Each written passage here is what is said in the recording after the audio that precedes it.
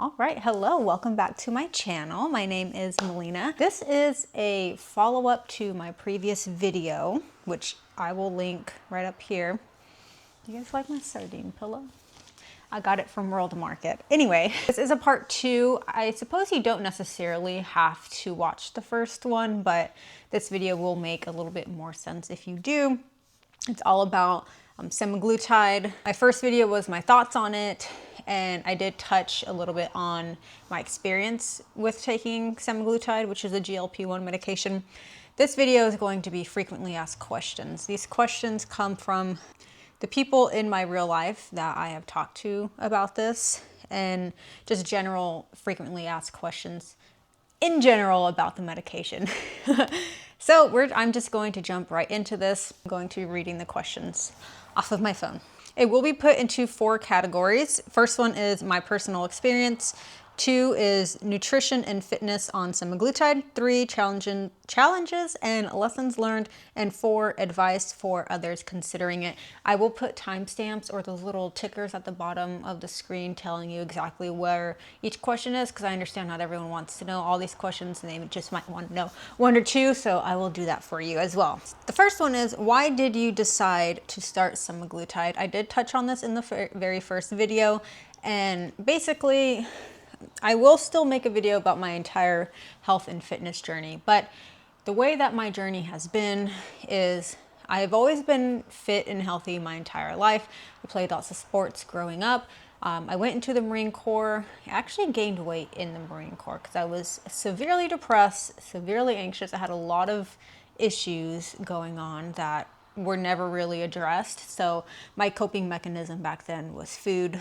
So I was probably in the 130s or high end of the 120s, because in the Marine Corps, if you are overweight, they put you into a special platoon where they force you to work out, and they force you to work out a lot to get you down to what the Marine Corps standard is for your height. So I guess I was never overweight in the Marine Corps, but I was definitely fluffy. I got out of the Marine Corps, got back into fitness, got down to a healthier body weight, and then 2017 hit. I got severely depressed. I gained, 50 pounds in a year, and then 2020 came. I lost all of that, got down to around 113. I'm 4'11", by the way. That puts things into perspective for you. I was probably around 145 to 150 at my heaviest. Yeah, I got down to 113 just through diet and exercise, eating like 1,000 to 1,200 calories a day, which isn't terrible for my height. And I was only going on walks and occasional runs during that time. But after that, I stopped focusing on weight loss and I started eating normally and still strength training. So I've been strength training consistently for 4 years now. So gaining muscle for me is easy in the way that I love to eat. Yeah. And 2, I love to lift. So gaining muscle was like pretty easy for me. I don't have like a ton of muscle mass, but I definitely do have above average for a woman, which is what I like anyway.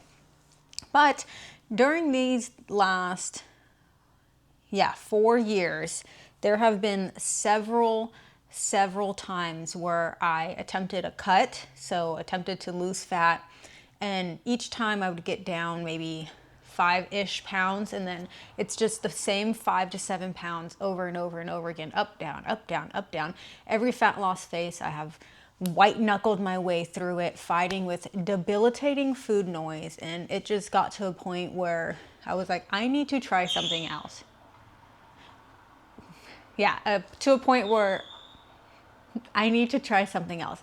I hired a coach. Her name is Alona Chikara Transformations. I'll post her stuff like right here. Amazing. I have 0 complaints about her. She's an amazing coach. If you're looking for someone, 10 out of 10 recommend. Before I even hired her, I had like a little mini breakdown to my boyfriend. I couldn't keep my word to myself. I wasn't doing the things that I said I was going to do.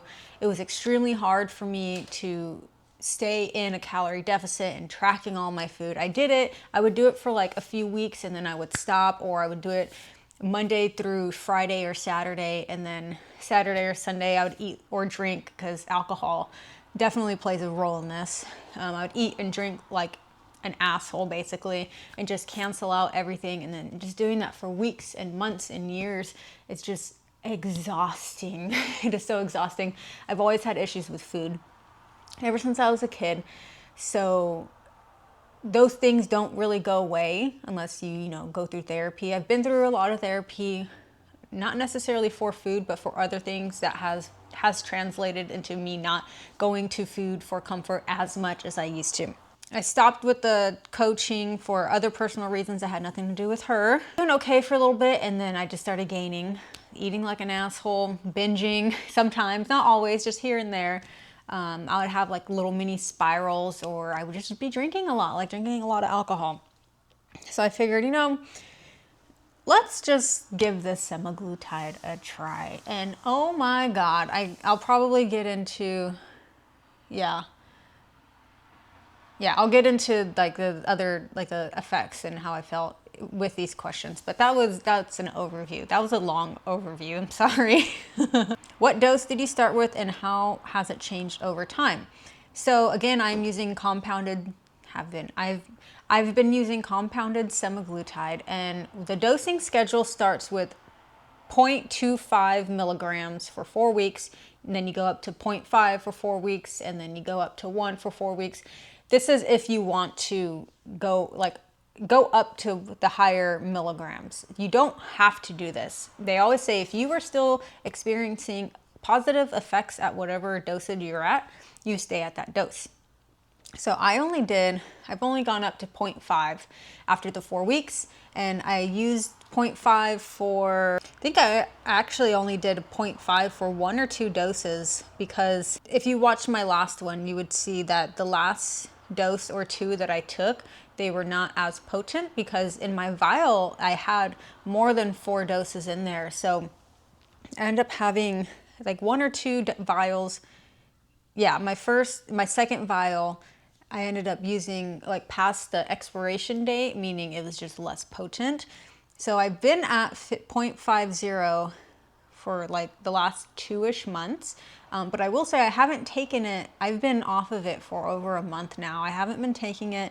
That's because I've gotten into running, and I'm training for a trail half marathon, and then a different half marathon, and then a full marathon. So as of right now, it's February. Yeah, I said I didn't take injection this week.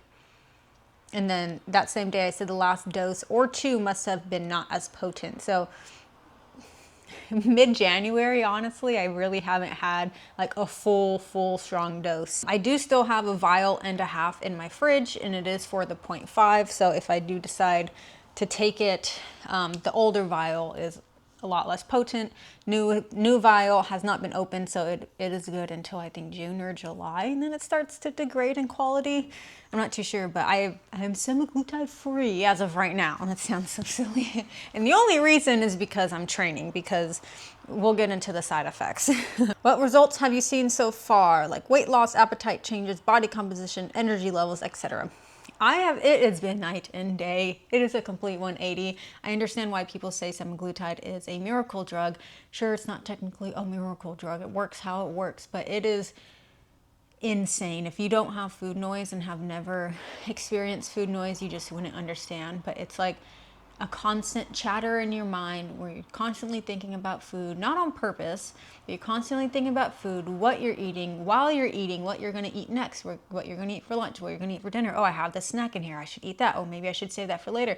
Oh, but if I eat it now, I won't have enough for tomorrow. It's just a constant food noise. My food noise was gone literally the next day. Insane. Like weight loss, I am down as of today. Let me see. November 15th is when I took my first dose, I believe. Yes. I started out at 125 pounds, and I today weighed in at 111. So we are basically halfway through March. Oh, kind of halfway through March. November, December, January, February, So 3.5 months, I've lost 14 pounds, and you can see that in the corner. That is a very healthy rate of fat loss. Body composition, I can see my abs now, which is really cool. Like the top first four, I can see them. I feel a lot leaner. My clothes fit me, I would say better, but they're actually too big for me now. I feel lighter, obviously. When I'm running, I don't feel as heavy. My pull-ups are a lot more easy, and overall, I feel better. I feel like I look better too, which is completely subjective, but I feel way more comfortable in my 111 pound body than I did at my 125 body. And I will put a picture of what I look like starting this journey versus what I look like now. And yes, I know how to hide my fat very well. Energy levels. So the main reason why I have stopped it for training, is because during those couple months that I was on it, because you don't have an appetite, you don't have food cravings, you don't really want to eat. There is a common misconception that you don't want to eat because you're nauseous, and that's not true. I'm sure it's true for some people, but for me, the only time I ever got nausea was the night after injecting.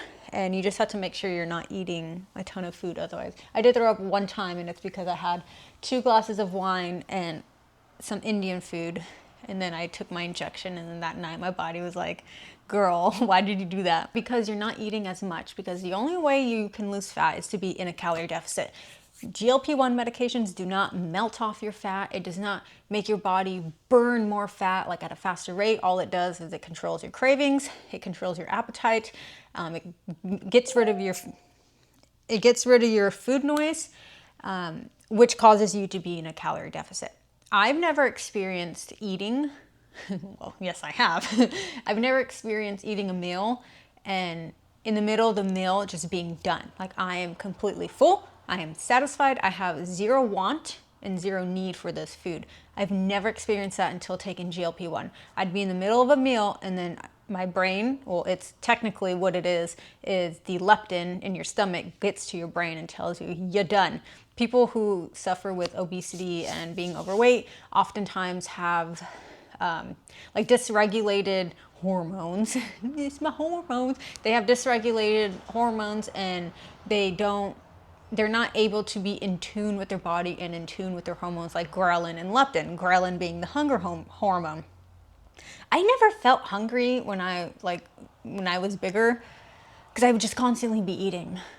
With semaglutide in the beginning, I also didn't feel hungry at all. There was no hunger signal, but there was a lot of like fullness signal. I said that weird. That's okay.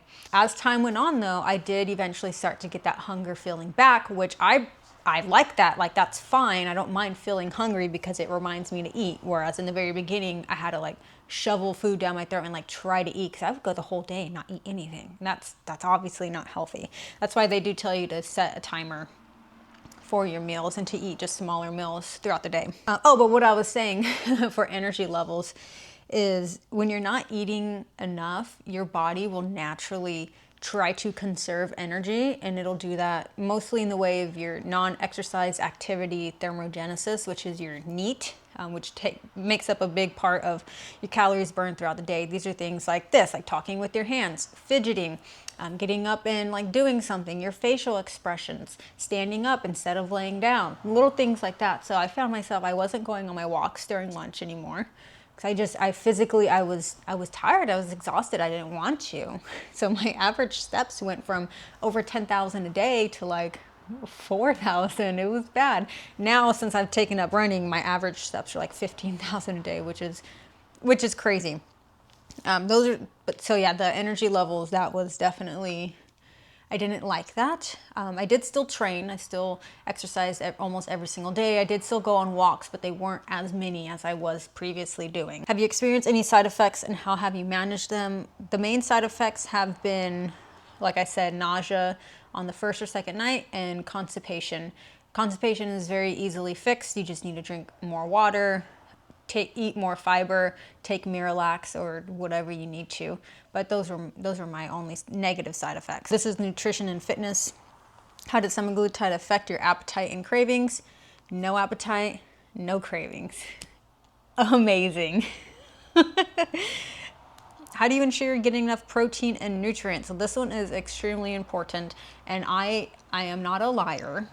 I don't like to lie. I did not track my protein during those like couple of months. I just didn't, because when you are someone who does a lot of cuts, or you do like a lot of diets, or you try to track your food, it's exhausting. It is exhausting. When you're taking a GLP-1 medication, a lot of the people who take it, they don't want to track their food because they've done it so many times for such prolonged periods of time. It's exhausting. It's like a 12,000 tabs are open in your brain at all times. So I didn't want to track. I did not track. I did my best to prioritize protein in every meal. So instead of just eating like just random food here and there, I'd make sure, okay, I'll eat cottage cheese, or I'll eat Greek yogurt, or I'll make sure I'm eating chicken rather than just like random snacks throughout the day. Did I hit my protein goal? Probably not. Most likely not. But I did my best to get it in where I could. For nutrients, you can just take multivitamin, and then again, just making sure the food that you are eating, it is good, you are making good choices. So if you're someone who's on a GLP-1 medication, but you're still eating for your small meals or the meals that you can eat, you're eating still like fast food and junk food, you're doing it wrong. You're doing it wrong, because a very big thing about GLP-1 medications is most people will not stay on them for the majority of their life, or the vast majority of their life. They just won't. It's pretty unrealistic, especially if your insurance doesn't cover it, because it can be very expensive. So this is a time where you need to teach yourself, or go seek help, seek therapy to eat whole, nutritious food. I've been eating whole foods like 80-20, Philip will say 90-10, since at least we've been together, which has been almost 3 years. So my issue has never been like I'm constantly eating junk food. It's just that my appetite is so huge that I can, even with healthy foods, eat too much of it. Have I struggled with muscle loss? Nope. How do you prevent it? Strength train. You have to strength train. That whole like Ozempic face or Ozempic body, it's not necessarily from Ozempic or Mounjaro, whatever the medications. There's 2 GLP-1 medications, Semaglutide and tirzepatide. Semaglutide is Ozempic and Wegovy, and then tirzepatide is Zepbound and Mounjaro. Both are used for type 2 diabetes and for weight loss. They're done differently, they're prescribed differently, but they are the same medication. When people say Ozempic face or Ozempic body, what they're actually looking at is usually rapid. And this happens with any type of weight loss. Any rapid weight loss, if you do not already have muscle mass to you, you're going to have that look to you. You're going to look like a smaller version of yourself, but just with less fat. So you have like that, you don't have any frame, like you don't have a frame to you. You don't have like, you know, muscles to be uncovered. So yeah, I strength train the entire time. I don't need to prove myself, but I do like proving myself, because people like to talk shit, which, I mean, go off, I guess. But I'll also, maybe, should I put it in this one too? I don't know, maybe. But I have a highlight on my Instagram. It has a little shush where you can see every single day, I'm training, I'm eating well. Of course, there are days where I didn't go to the gym for like a rest day, or I'll eat something random. But overall, this has been my life for the last 4 years. The only difference is I didn't have to white knuckle my way through fat loss. And if I can find a tool where it makes it easier for me, I'm going to do it. Because I said this in my last video, you are not inherently better than someone because you chose not to use a tool. And people will say, oh, well, it's cheating, it's cheating. I don't remember there being rules for fat loss. So what exactly am I cheating? I've lost over 40, close to 50 pounds the normal, natural way. But if I want to do this for, what did I say, 14, 15 pounds, then I'm cheating. Like, okay, fine. Ooh.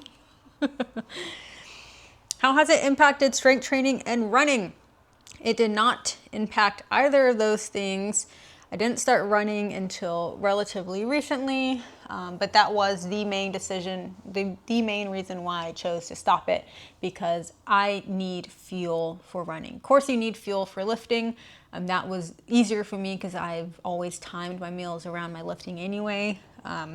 So that didn't really matter. I was still hitting all my numbers, deadlifting over 2 times my body weight, benching over my body weight. So that didn't really affect me. Have you had to adjust your diet, macros, or hydration? No, not really. Like I said, my diet's always been healthy, whole foods. For hydration, I've always been a very hydrated girly. I love drinking water, so that was never really an issue. I have my electrolytes right here. Challenges and lessons learned. What was the hardest part of being on semaglutide? I guess not talking about it. And maybe there are a few reasons why I never talked about it or posted about it like online, because I do like to share my fitness and my health journey on my Instagram. I like being honest. I like helping people. I guess I wanted to do it first, see the results, gather all my evidence and all of my personal experience, and then tell people about it. I always knew I was going to tell people, because this one's hard, because I even tell people like that I know that take it. If you don't want to tell anyone, you don't have to. Like, you are not required to divulge your personal and medical information to people. But then the other part of me, it really depends, because if you are someone who has like a weight loss Instagram and you're posting about this amazing weight loss that you're doing, but you don't tell people that you have been taking a GLP-1, I think that's wrong.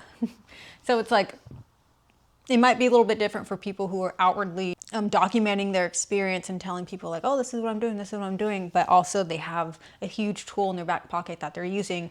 I think you do have to tell people. But for the people who are just normal people who are just going about their day-to-day life, and people are like, oh, how do you lose weight? I don't think you have to tell people. Yeah, that's how I feel about that. If you're an influencer or documenting your journey and you are using a GLP-1, you have to say that. If not, you do not have to tell people. It is none of their goddamn business. Done. Did you ever stop taking it? Why? What happened?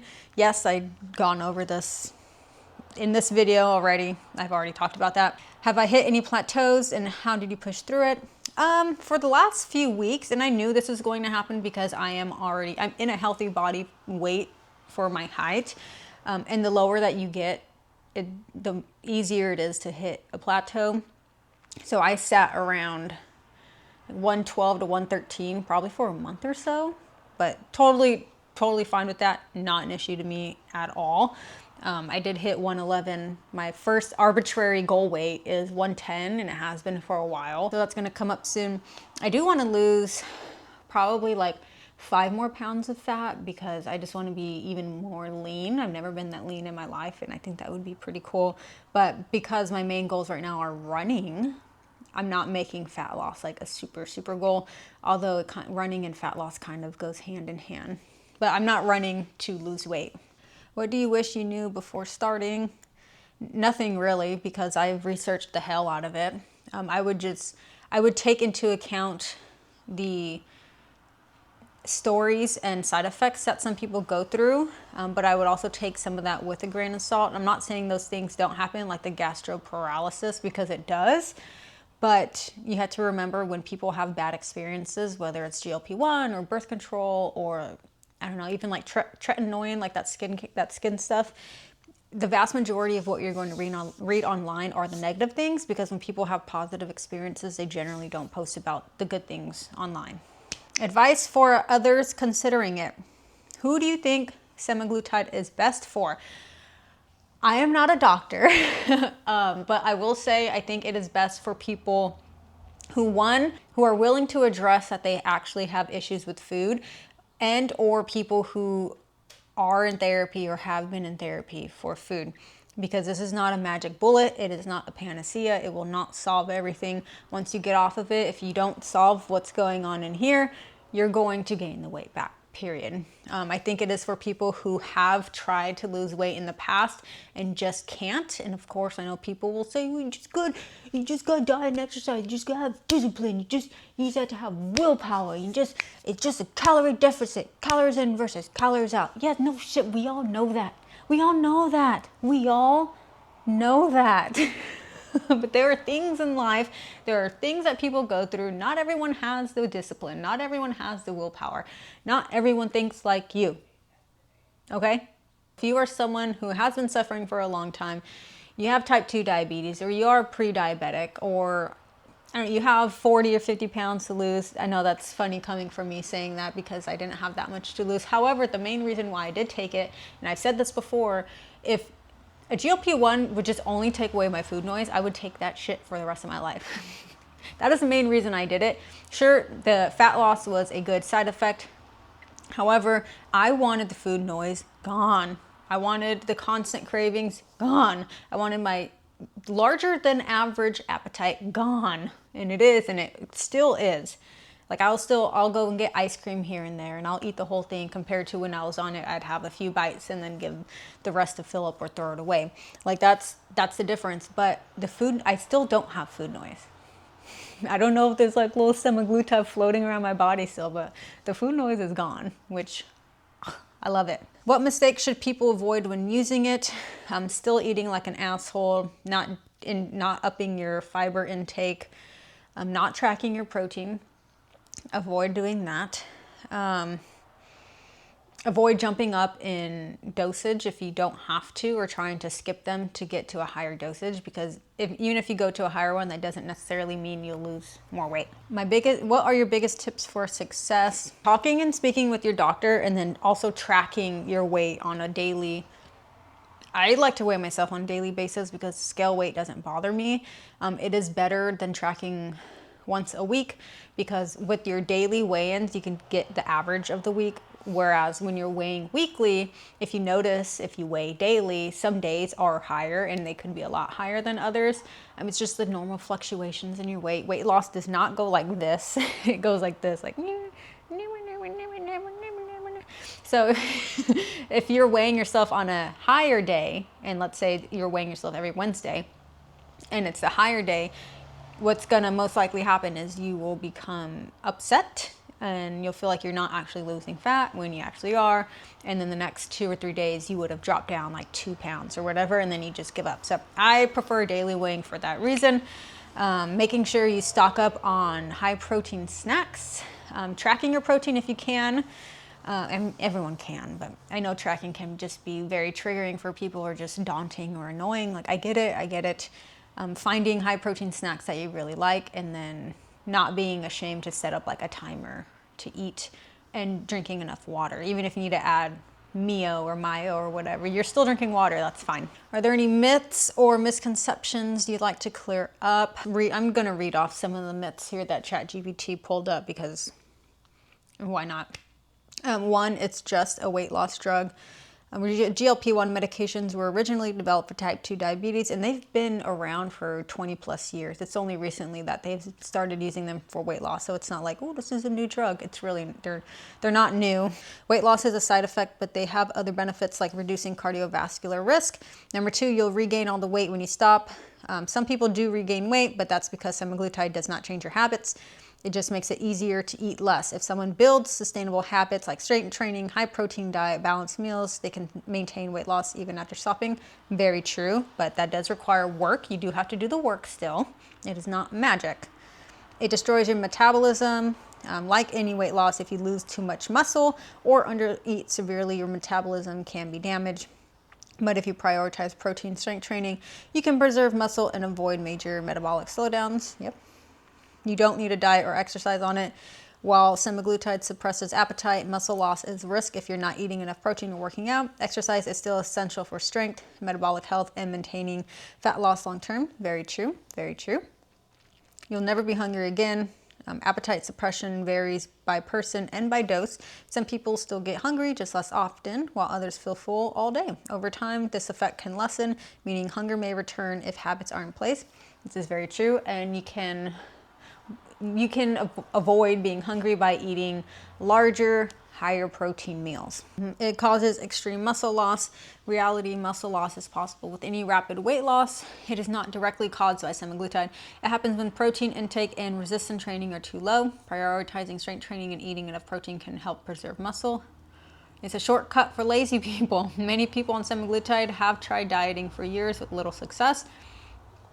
Yes, and what I will say about dieting for years with little success, the main thing that comes back to is being consistent with that diet. But a lot of people do try crash diets, or they'll eat a calorie deficit Monday through Friday and then go buck wild on the weekend, essentially canceling out the deficit. GLP-1s work by addressing insulin resistance, appetite dysregulation, and metabolic issues, which are often the real reason people struggle to lose weight. Very true. It's dangerous and full of side effects. Like any medication, there are potential side effects, but for most people, they're manageable and improve over time. The risk is higher if someone doesn't follow dosing instructions or jumps to a high dose too quickly. Very true. If you're not overweight, you should not take it. Semaglutide is also prescribed for PCOS, insulin resistance, prediabetes, and metabolic health, not just for weight loss. Some people who are not obese but struggle with hormonal imbalances or blood sugar issues benefit from it. And compounded semaglutide is fake or ineffective. No, it's not.